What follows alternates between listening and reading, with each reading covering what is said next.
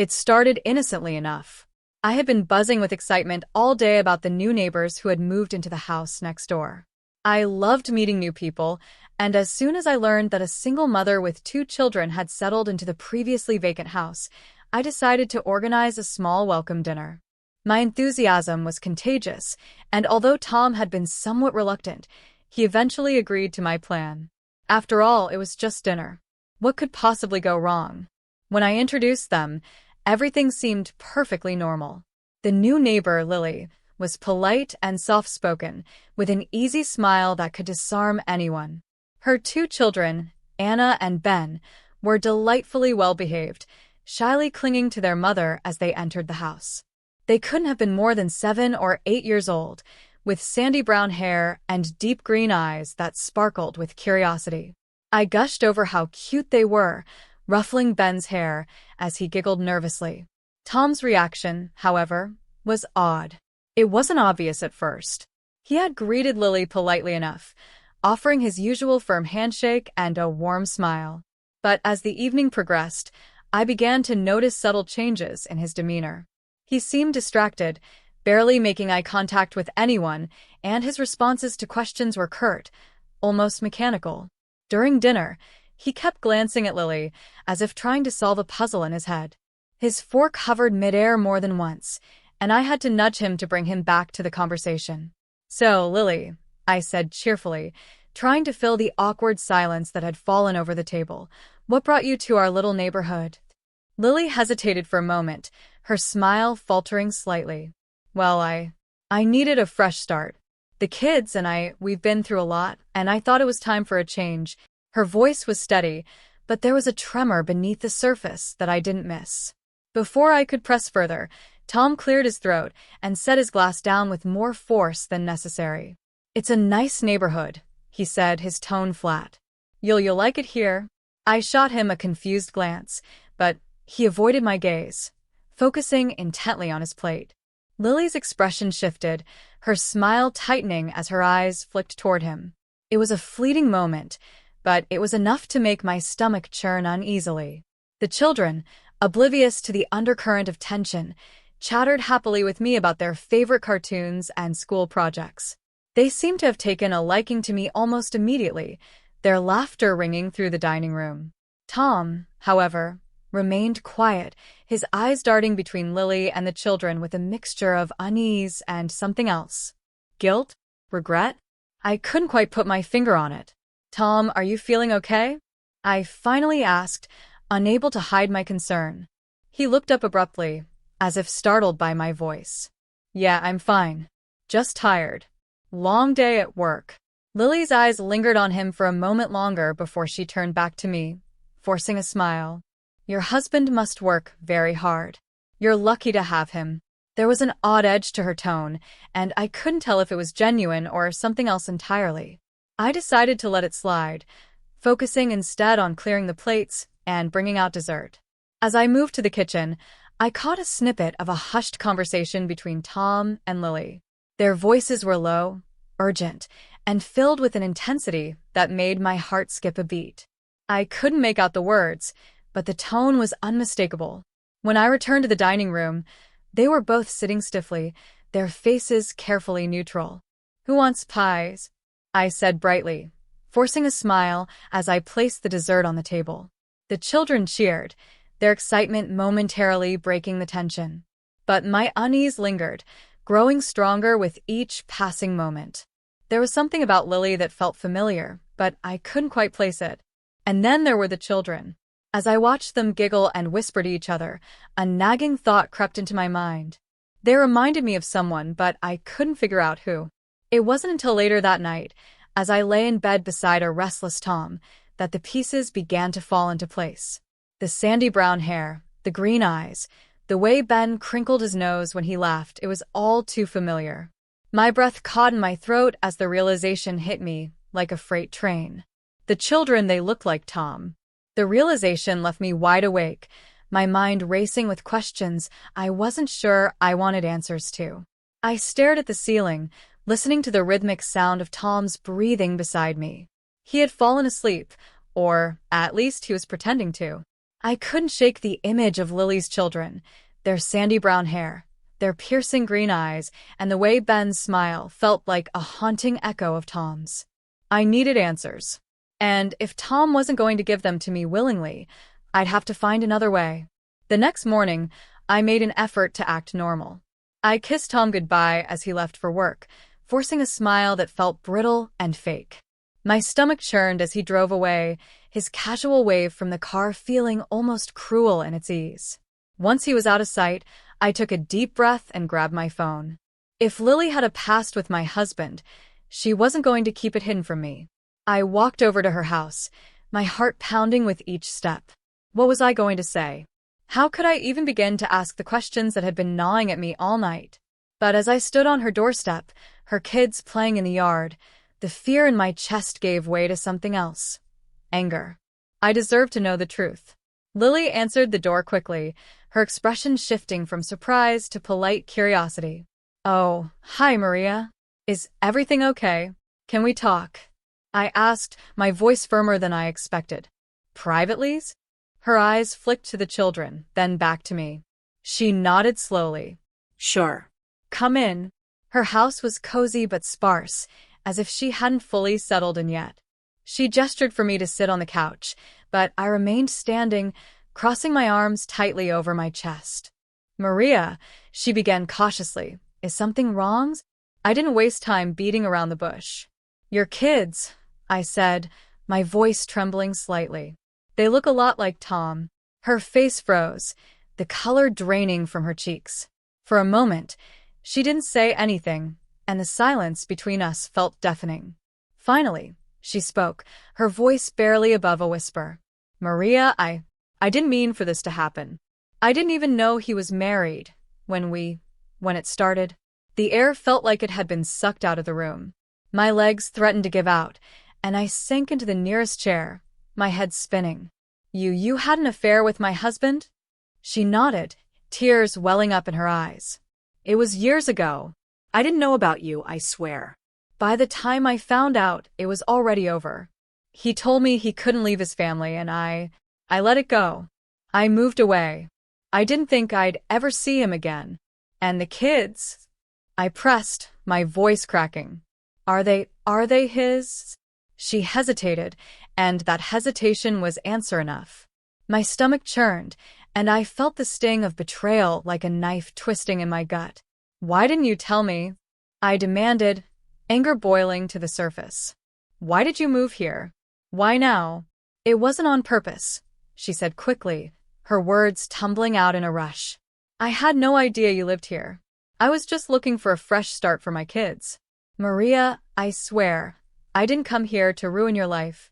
But it was already ruined, wasn't it? Every word, she said, only deepened the gaping wound in my chest. I wanted to scream, to cry, to throw her out of my sight, but I couldn't. I was frozen, paralyzed by the weight of everything I'd just learned. Does Tom know? Asked finally, my voice barely audible. Lily's silence answered the question for me. Of course he knew. He'd known all along. Every glance he'd stolen at dinner, every awkward pause, it all made sense now. He had been keeping this secret from me, living a lie right under my nose. I stood abruptly, my hands shaking. I can't do this right now. Lily stood too, tears streaming down her face. Maria, I'm so sorry. Please, let me explain. No, my voice was cold, final. I need time. Just stay away from me. I turned and walked out of her house, the sound of her sobs following me as I stepped into the sunlight. The world outside seemed painfully normal, as if nothing had changed, but everything had. My marriage, my life, all of it felt like a lie. As I stood in my driveway, staring at the house I'd shared with Tom for years, a new thought struck me. If he had kept this from me, what else was he hiding? The truth felt like a shadow, lurking just out of reach, and I knew I couldn't rest until I dragged it into the light. The hours crawled by in a haze of restless pacing and unanswered questions. I had thought I knew Tom, his every habit, his every secret smile, but now, the man I had spent years with felt like a stranger. By the time he came home that evening, I was barely holding myself together. "Maria? You okay?" he asked, his voice laced with concern as he stepped through the door. He leaned in to kiss me, but I turned my head, his lips brushing my cheek instead. He frowned, his eyes scanning my face. "What's wrong?" For a moment, I considered confronting him right there, spilling everything I had learned. But something held me back, a need to catch him off guard, to see if he would lie to my face. "Nothing," I said finally, forcing a tight smile. "Just a headache." His frown deepened, but he didn't push. "Okay, why don't you sit down? I'll get you some water." I watched him as he moved around the kitchen, the domestic familiarity of his actions almost enough to lull me into doubting myself. Almost. But then I thought of Lily, of her tear-streaked face and trembling voice, and the knot of anger in my chest hardened.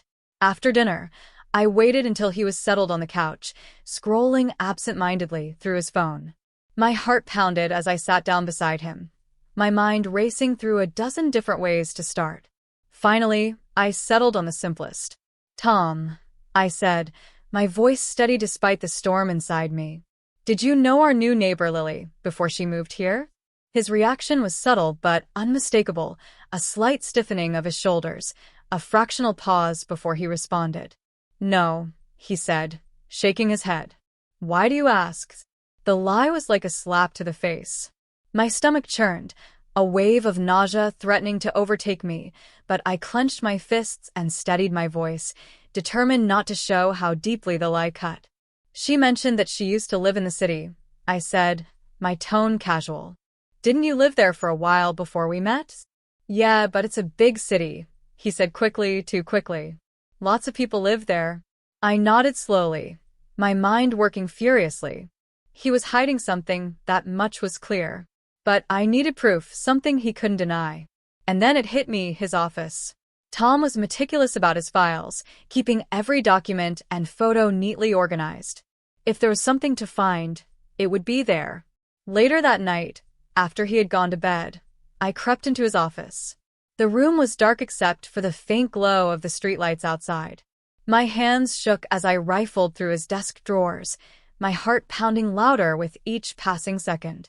I found the usual things, bills, receipts, work documents, but nothing that pointed to Lily.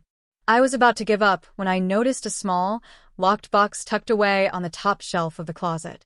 My breath caught in my throat. I had never seen it before, and that alone was enough to set my nerves on edge. Tom had always been open about his life, or so I had thought.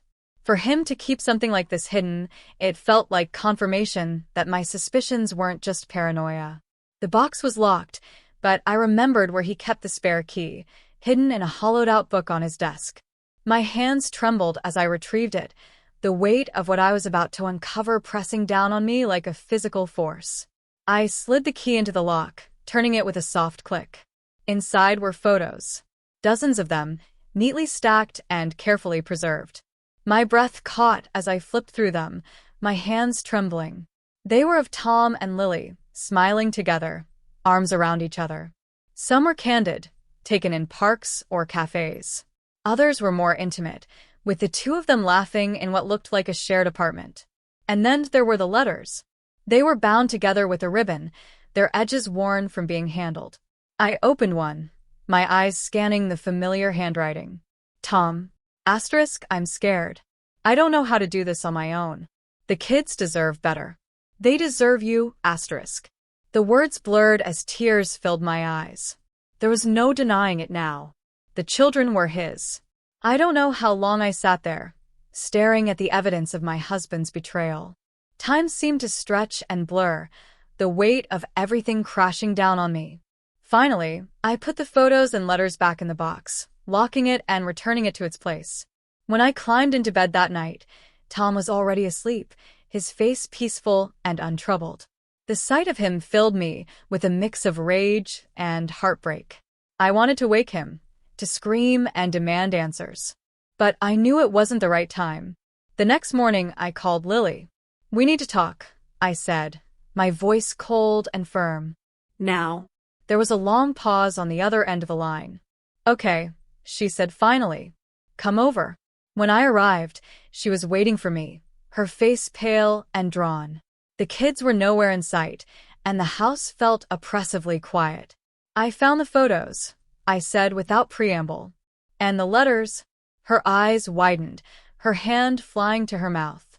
Maria, Don't, I snapped, cutting her off. I've heard enough excuses. I want the truth. All of it. She nodded slowly, sinking into a chair. You're right. You deserve to know everything. And then she told me. It wasn't just an affair. It was years of deception, of promises made and broken. Tom had been living a double life, dividing his time and his love between two families. And when it became too much, he had chosen us, leaving Lily and the children to fend for themselves. I didn't want to move here, Lily said, her voice shaking. But I didn't have a choice. This was the only place I could afford. I never meant for you to find out this way. Her words were like daggers, each one cutting deeper than the last.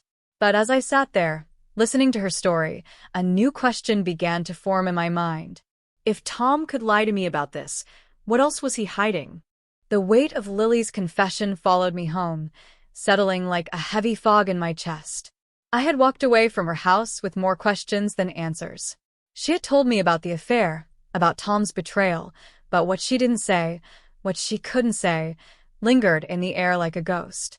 Back at home, Tom was in the kitchen, humming softly as he prepared dinner. The scene was absurd in its normalcy. He turned when he heard me come in, flashing me the same easy smile that had once made me fall in love with him. Now it felt like a mask. "How was your day?" he asked, his tone casual, as if our world wasn't quietly crumbling beneath us. I didn't answer right away. Instead, I crossed the room and set my keys on the counter, watching him carefully. "It was fine," I said finally, my voice steady. "You?" Busy. "You know how work is." He shrugged, turning back to chop vegetables. "But it's Friday. Weekend's here. We should do something fun." The normalcy of his words made my stomach turn. I couldn't do this anymore. "Tom," I said, my voice sharper than I intended. He stopped mid-chop, glancing over his shoulder at me. "Yeah? I want to talk." He set the knife down, turning to face me fully. "Okay. What about?" The lie rolled off my tongue before I could stop it. "I ran into Lily today. We had coffee." His reaction was immediate and telling. His face paled slightly, his eyes darting to the side, as if searching for an escape. "Oh? How was that?" "Interesting," I said, leaning against the counter. "She told me a lot about her past." He nodded slowly, swallowing hard. "That's nice. Lily seems like she's been through a lot." "She has," I agreed, my voice cold. "She also mentioned knowing you." His eyes snapped to mine, wide with panic. "Maria, Save it," I interrupted, my voice rising. "I know, Tom. I know about the affair. I know about the kids. I know about everything." The silence that followed was deafening.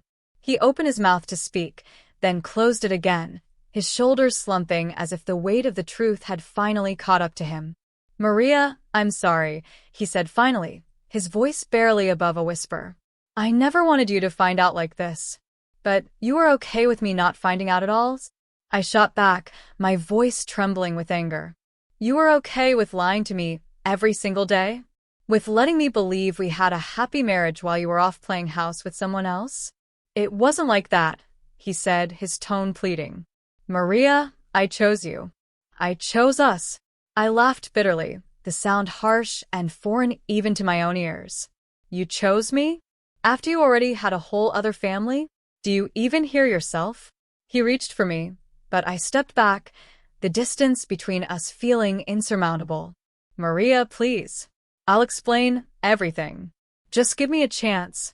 "I gave you chances," I said, my voice breaking. "Every day, I gave you the chance to be honest with me, and you chose to lie. I don't even know who you are anymore." He opened his mouth to argue, but before he could, I held up a hand, stopping him. The fight drained out of me, replaced by a bone-deep exhaustion. "I'm done talking, Tom. I need time to think." Without another word, I turned and left the room, retreating to the sanctuary of our bedroom. As I closed the door behind me, I leaned against it, my heart pounding in my chest. Everything I thought I knew about my life, my marriage, was gone. And the worst part? I wasn't sure if I could ever forgive him. The tears I had been holding back came in a flood, choking sobs that racked my body until I had no energy left. For what felt like hours, I sat there, letting the enormity of everything sink in. My marriage, my trust, my life as I knew it, it was all gone, shattered by his lies. Eventually, the sobs subsided, leaving a hollow ache in their place. I wiped my face with trembling hands and took a deep breath. I needed to confront him again, to make it clear that this wasn't something I could just forgive or forget. Gathering what little strength I had left, I got up and made my way to the kitchen. Tom was there, sitting at the table with his head in his hands. The sight of him, so defeated, so broken, might have stirred pity in me once. But now, all I felt was a dull, cold anger. He looked up as I entered, his eyes bloodshot and rimmed with guilt. "Maria," he said, his voice hoarse. I held up a hand to stop him. "Don't." I've heard enough excuses. I pulled out a chair and sat down across from him, leveling him with a steady gaze. "Tom, I've been thinking about everything, and I've made up my mind." He swallowed hard, his hands gripping the edge of the table. "What are you saying?" "I'm saying I want you to leave," I said, my voice firm. "This marriage, that's over. You made your choices, and now I'm making mine." He flinched as if I'd slapped him. "Maria, please," he said, his voice cracking. "Don't do this. I love you. I know I've made mistakes, but we can fix this. I'll do whatever it takes, therapy, counseling, anything. Just give me a chance." I shook my head, my resolve hardening. "You don't lie to someone you love. You don't destroy their trust and expect them to just pick up the pieces. I can't fix this, Tom. And I can't be with someone who would do this to me." He sat there, stunned into silence. For a long moment, neither of us spoke. Then, slowly, he nodded. "I'll pack my things," he said quietly. As he moved around the house, gathering his belongings, I felt a strange mix of sorrow and relief. This wasn't how I had imagined our story ending, but it was the only way forward. When he finally walked out the door, the silence that followed was deafening, but it was also freeing. A week later, I heard through a mutual friend that Tom had gone to see Lily. The news didn't surprise me. It seemed fitting that he would try to mend things with the woman he had once chosen to build a secret life with. But Lily, it seemed, had no intention of taking him back.